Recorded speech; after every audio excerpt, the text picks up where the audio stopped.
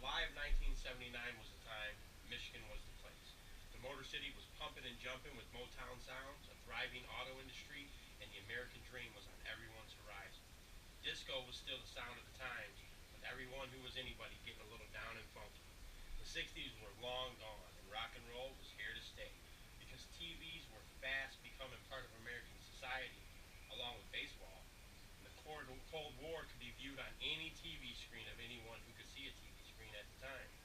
Sony introduced the Walkman in July of 1979. They made music portable and private for the first time in history to the masses. Music sales skyrocketed as everyone had to have this new technology. Before the Sony Walkman, people had to listen to their music on records, 8-tracks, or the good old-fashioned radio.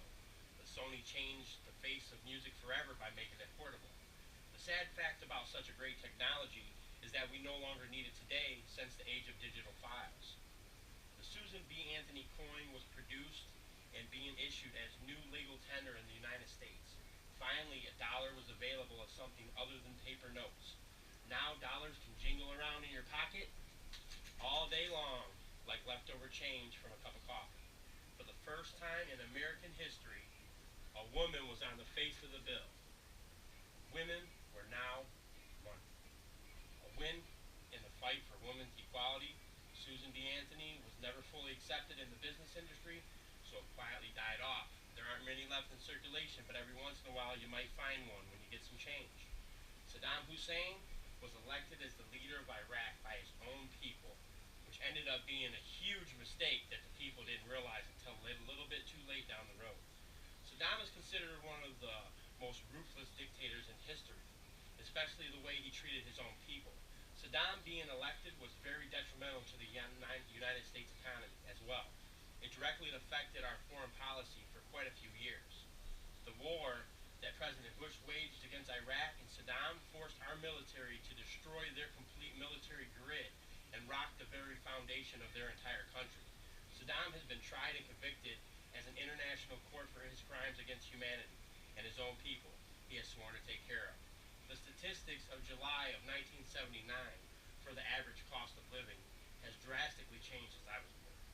The average yearly income back then was about $17,500.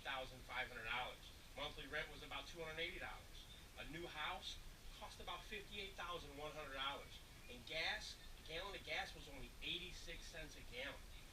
Compared to the cost today of similar commodities, it is much more than triple with concern to gas, rent, and all other expenses, while the average yearly income has only risen or increased for specialty skills areas.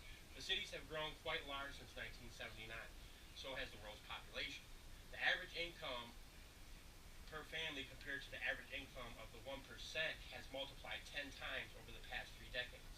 The income gap today is impossible to overcome, and the middle class that was formed during my lifetime is quickly becoming extinct. The unions that were formed during my lifetime are also very quickly becoming extinct. The world is definitely a different world altogether. So that was the year I was born, good old July of 1979. It was definitely a blessed year for me, being that I came into existence. I never experienced the disco fever that others enjoyed.